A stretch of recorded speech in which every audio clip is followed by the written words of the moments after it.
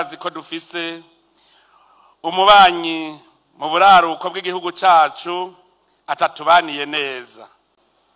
Musabwa rero kuryamira amajanja muri kanure mufatanije n'abajejwe intwaro n'abene gihugu bose. Mwigirisha ikinya ngo urabona ngo mbega ngo ntimwovyihoza. Amagara y'umuntu n'amazi aseseka nibayore. Hutu renye o Burundi. Ntidusamare rero. Saho gusamara. Ndabaramukije mwese banywanyi bacu mukunda kandi mugakurikira amakuru n'ibiganiro dutambutsa kuri rosheni ya YouTube ya ICTV ibashikiriza amakuru atandukanye abagezweho kuri no genekerezo. Tubazaniye amakuru yihuta cyane kandi akomeye avugwa mu mugambwe CNDD-FDD. Umuriro uri kuraka hagati y'umukuru w'igihugu Evariste Ndayishimiye ndetse n'umunyamabanga mukuru w'umugambwe CNDD-FDD Reveriyano Ndikuriyo.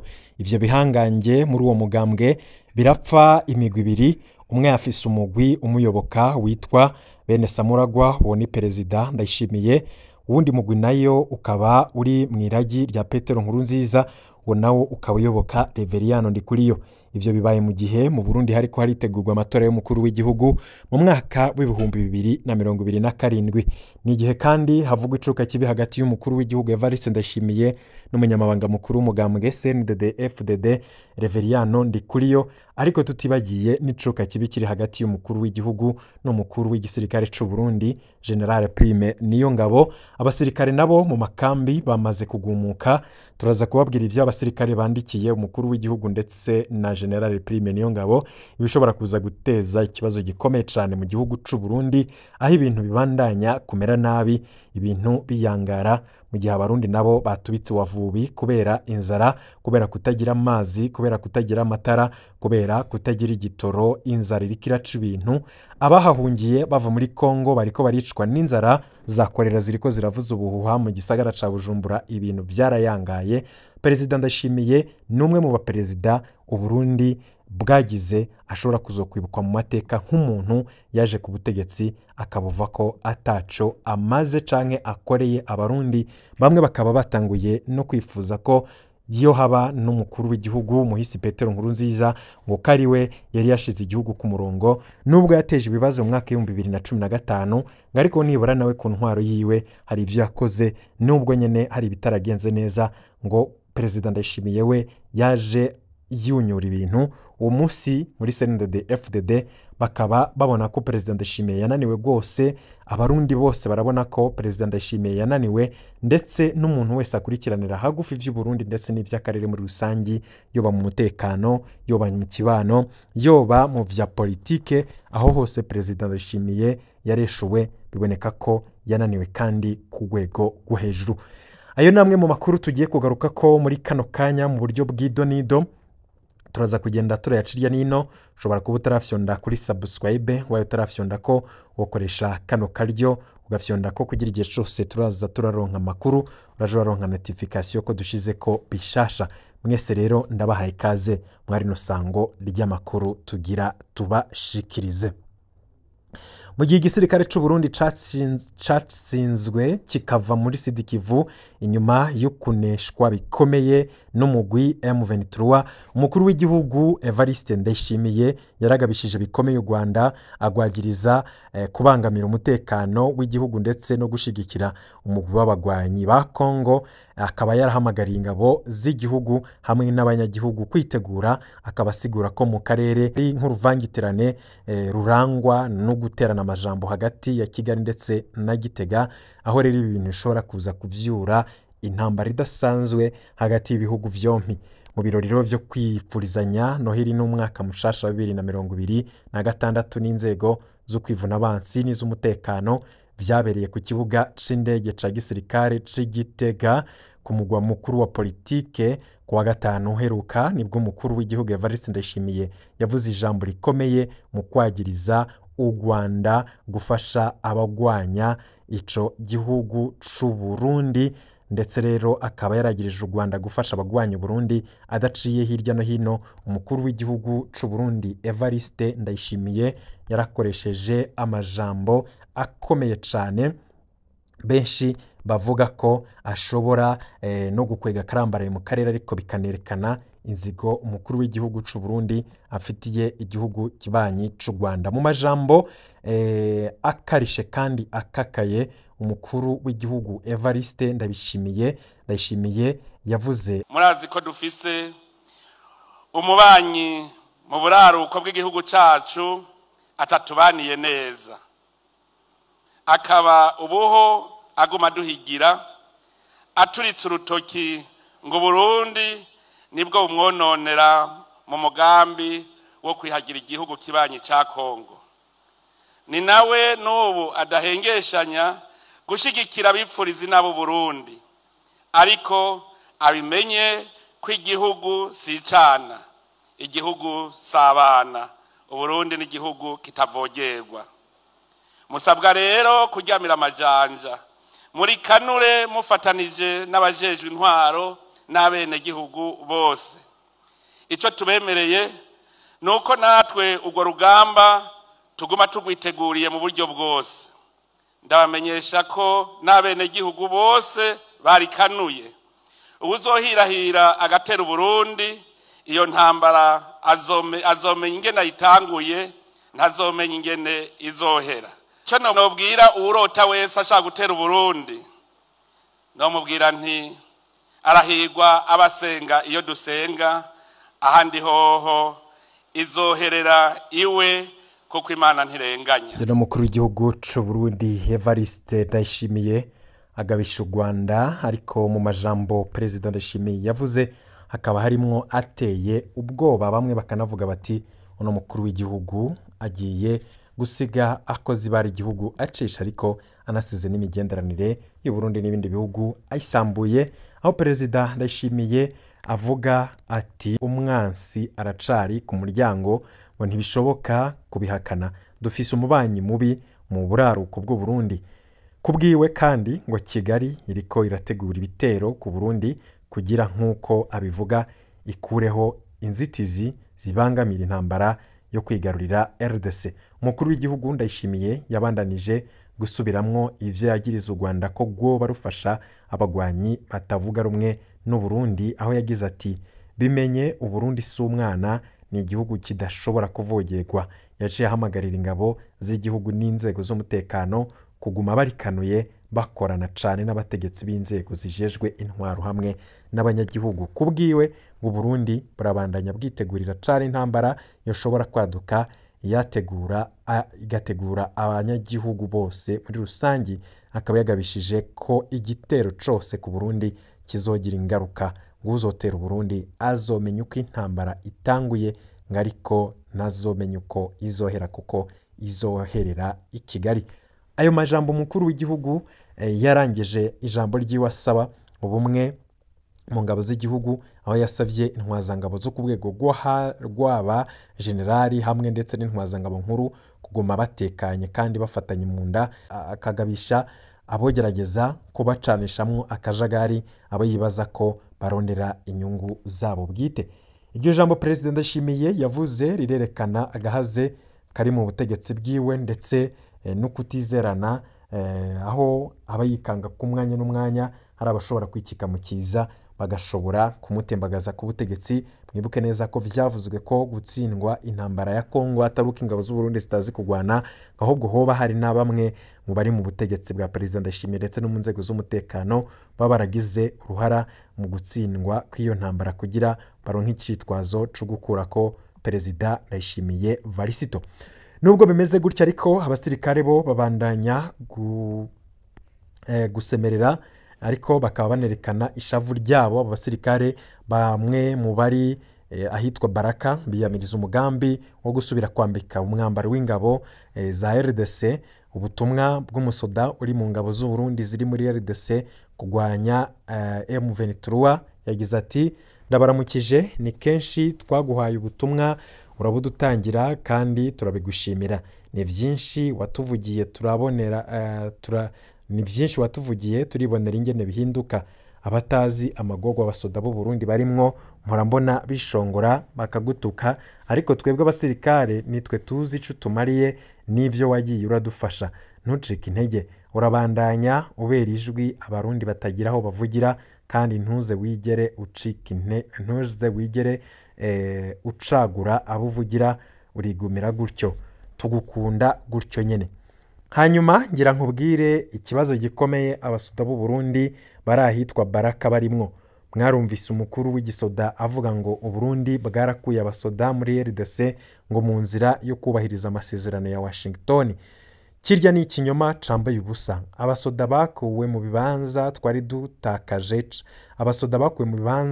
dutakaje canke aho vyaboneka ko badashobora guhangana na M23. Nivyo batayo nyinshi zaratahanywe. Ikindi benshi batazi nuko intambara zitahagaze. M23 bavuze ko bavuye Uvira ariko ntibarekuye uturere tundi. Abarundi ntibazi ko M23 ari igenzura uturere twose turi ku rubibe rw'u Burundi mu kiyaya ca Rusizi.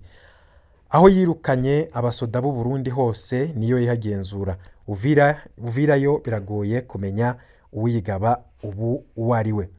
Rero twebwe turi batayo zitatu ziri ahitwa Baraka. Nukuvuga ibatayo ya 11 Tafoke iri ahitwa Gatanga, ibatayo ya 29 Tafoke iri ahitwa Tujenge, n'ibatayo ya 16 Tafoke iri Irweba. Twese tugize brigade ifise icicaro ibaraka. Ubu intambara itera yegereza aho turi. Twiteguye ko umwanya n'umwanya duhangana na M23. Hano niharamuka hafashwe inzira zose ziva mu Burundi zizoba zugawe. Abasoda bacu bari Karemi bazoca bagira ingorane. Hazoba hasigaye inzira yo mu kirere gusa kuko ubundi kuza hano bisaba kurira ubwato mu Rumonge tugaca muri Tanganyika. Ntidushaka kwambara ibendera ry'ikindi gihugu. Twebwe ikitubabaje kurusha vyose nukumva ko tugiye gusubira kurwana twambaye umwambaro w'igisoda ca RDC. Ndibuka ingene wasemereye tukiri muri Nord Kivu, vyari biteye isoni kubona umusoda wacu apfa yambaye ibendera rya RDC kandi RDC itigera inamuhiteka.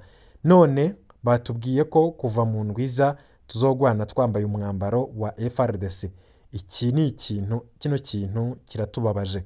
Umusoda w'u Burundi yararahiye ko azogwanira Burundi, ibendera ryacu ni ry'u Burundi. Biraboneka ko abatwara Burundi bashaka kwemeza ko atabasoda bagifise muri RDC, ariko sivyo. Nimba babandanya ingwano nibayemange tuyigwane mu iteka ryacu. President Ndayishimiye aherutse gutangaza ko agiye gukora ibishoboka byose igisoda c'u Burundi kikaja ku rugero rw'ibisirikare byo mu gihe ca none. Ico ni ikintu ciza twaragishimye, ariko hariho agahaze. None ni kubera iki abandanya kudushora mu ntambara azi neza ko azi ko tutaraja kuri urwo rugero? Abo tugwana biraboneka ko bafise ubuhinga n'ibikoresho twebwe tudafise. None yo kwitega ko twotsinda gute intambara tutiteguriye? Uretse kutugurisha akirira amafaranga, abona iyi brigade yonyene ari izogwana iyi ntambara kandi abandi barabatahanye. Twe tubona ko twahebwe. Ntivyumvikana ko abandi basoda batahana natwe agashaka kutwambika umwambaro w'ikindi gihugu. Twe tubona ko twahebwe. Ntivyumvikana ko abandi basoda abatahana natwe agashaka kutwambika umwambaro w'ikindi gihugu. Nkuko omengo ntitukiri ingabo z'u Burundi. Atakubesha twebwe abasirikare ntitubona ico turiko turapfa tuzira, ntitubona ico turiko turagwanira. Turagusavye ngo dutangire ubutumwa nkuko wahora ubiko ubidukorera. Ntuhave utinya bamwe baca bagutuka. Iyo uvuze impinduka turayibona ku rubuga.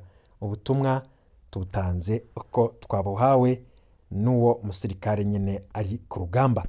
Ibi rero ni ibintu bibandanya guteza ikibazo gikomeye cyane. Twababwiye ko ibi byanateje icuka kibi hagati ya President Ndayishimiye ndetse n'umukuru w'ibiro by'igisirikare General Prime Niyongabo, ari naco kintu gikomeye kiriko kirabacanishamwe no mwanya, aho bivugwa ko Prime Niyongabo yoba ari karategura kwitanga General Neva, ariko General Neva nawe akaba yaramaze kubona ko Prime Niyongabo ari nk'ikara mu gashambara, kubera ko umwanya n'umwanya birashobora guhinduka.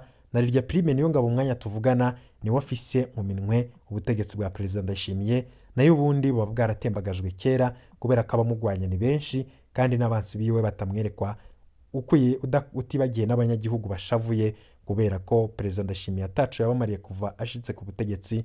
Ibi byose nivyerekana ko ibintu bitifashe neza habe na gatoya.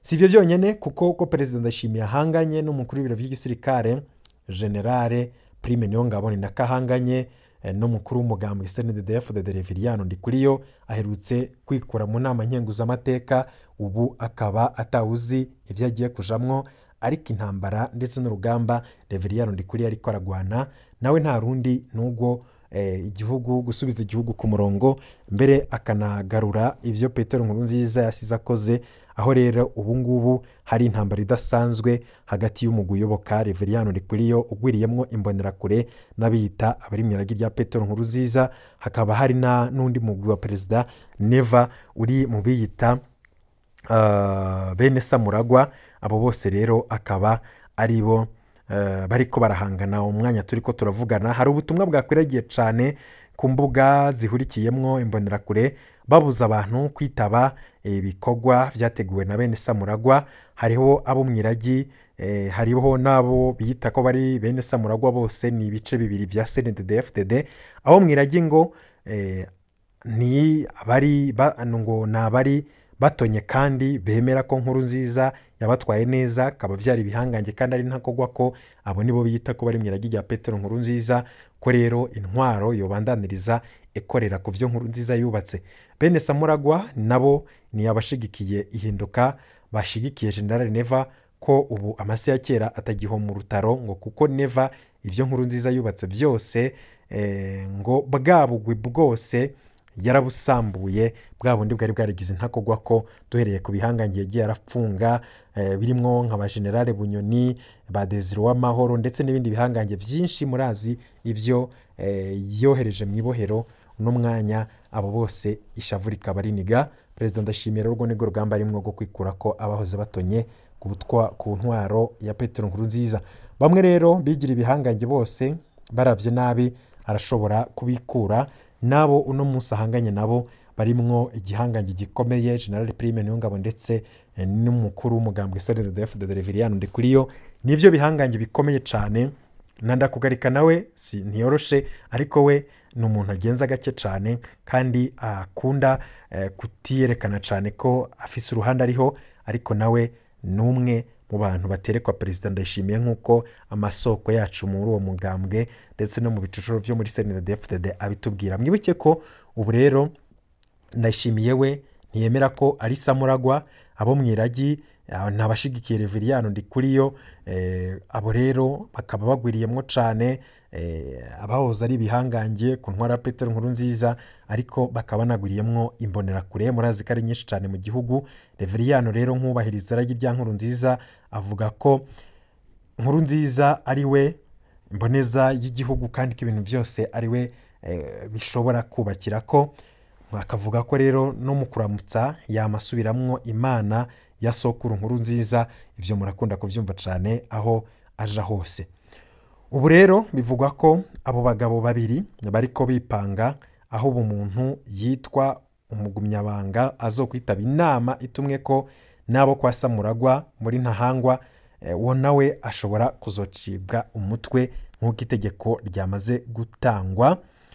Ibi rero bikaba byabonekeye no mu butumwa buriko burahanahanwa mu migwi ya WhatsApp. N'ubutumwa bugira buti: komera bubahwa banyamabanga bw'umugambwe, komera bubahwa banyamabanga bw'umugambwe mu mazone 13 agize komine Ntahangwa, icitondegwa ntihagire umugumyabanga murongoye aja canke azoja mu manama atunganijwe n'umuryango wa bene Samuragwa, kuko ntazo tuzi gushika habonetse ikivuguruza ivyo tubabwiye. Mwirambire. Ubwo n'ubutumwa bwatanzwe mu migwi yose ihurikiyemwo abiyita ko bari mu iragi rya Petero Nkurunziza bagwanya abo bitwa bene Samuragwa bashigikiye perezida Ndayishimiye. Nagwibutse ko mu iragi rya Petero Nkurunziza arabashigikiye Reveriyano Ndikuriyo. Ibi rero akaba ari ibintu bikomeye cyane biriko biraba, bishobora kuza no gukwega akarambaraye, aho benshi bavuga bati 2027 irashobora kubamwo impinduka zikomeye, utazohapfira azohakirira, ariko kazoza karatubikiye byinshi no kubandanya tukamenya aho bisha bishira.